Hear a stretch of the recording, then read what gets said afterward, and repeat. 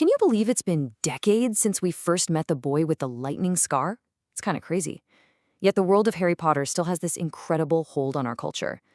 So today, we're going to dive into why this story means so much to so many people, the wild battles it fought, and the surprising real-world magic it seems to have. For an entire generation, Harry Potter wasn't just some book series. It was a companion. This fan just nails that feeling, right? That sense of a shared journey. We all grew up right alongside Harry, Ron, and Hermione. This wasn't just reading a book. For millions of us, it was a huge part of life. And that's really where we have to start.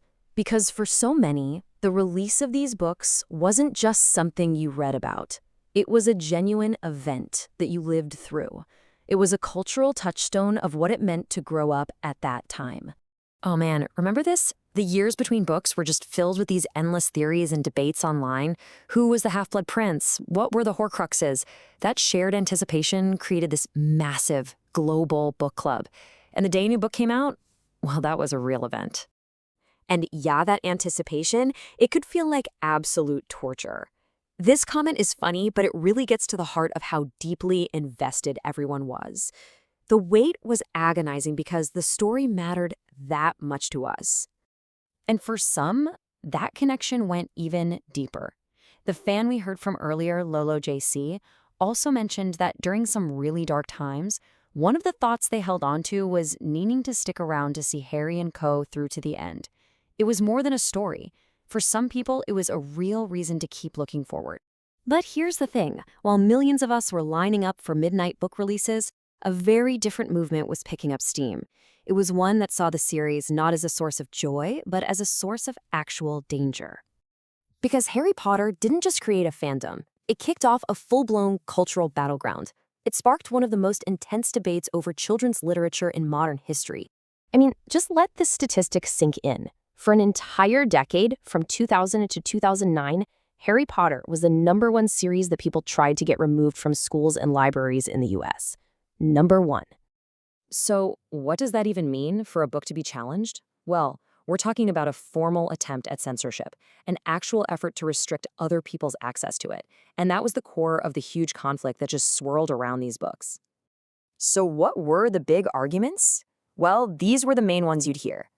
Groups were claiming the story wasn't just fantasy, but a dangerous gateway to real-world witchcraft, that it had anti-Christian values, and all of this led to demands to get it pulled from public spaces. But this fear of magic, it is nothing new, not by a long shot. The whole controversy around Harry Potter taps into anxieties that are centuries old. For a long, long time in history, being accused of witchcraft wasn't about getting a book banned. It was literally a matter of life and death. And here's the real irony. While some critics were terrified of the book's morality, J.K. Rowling was actually using the wizarding world to explore the horrors of real-world prejudice. The obsession with pureblood, the registration of Muggleborns, the skull imagery, these weren't just random plot points. They were deliberate parallels to Nazi ideology, designed to teach young readers about the very real dangers of bigotry. Okay, so we've seen the absolute adoration on one side and this huge opposition on the other. But the story doesn't stop there. Researchers started to wonder, could the book's themes about prejudice actually have a measurable, real-world effect on its readers? This was the fascinating question that a group of social psychologists decided to tackle. They wanted to know if reading Harry Potter could do more than just entertain us. Could it actually reduce prejudice? So a 2014 study dug into this. They tested whether spending time with characters from different backgrounds, even fictional ones, could actually improve our attitudes toward real-world groups, like immigrants or refugees. The way they designed the experiment was actually pretty simple, but really smart.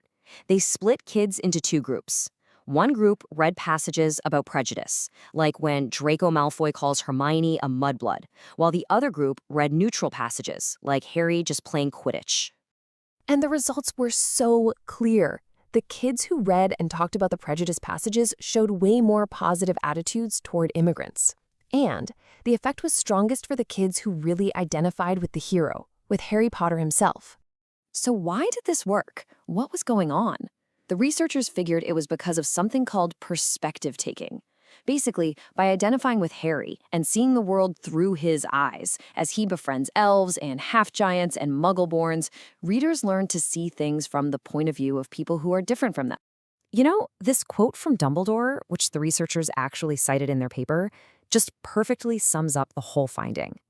The books don't just tell a story about fighting evil, they actively train the reader in the art of empathy. So in the end, the most enduring magic of Harry Potter might not be the wands or the spells. It might be its proven ability to open our hearts and our minds. And that leaves us with a pretty powerful question to think about for all the stories we love. Which ones have changed you?